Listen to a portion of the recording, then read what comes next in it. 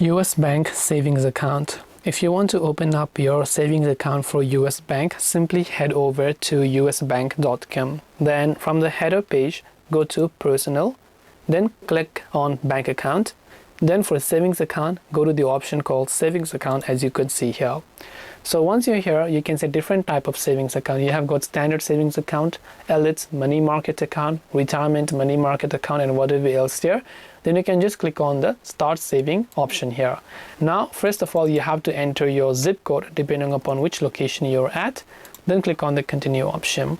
Then once done, you'll simply be able to enter other details. Now you will need your legal documents to open up your savings account as well, like a social security number, tax identification number, proof of address, and so on. So once you fill out the form and approve it, then your account will be ready to use. This way you'll be able to open or apply for savings account on US Bank. If you have got any questions, feel free to leave them down. Thank you for watching and see you in the next video.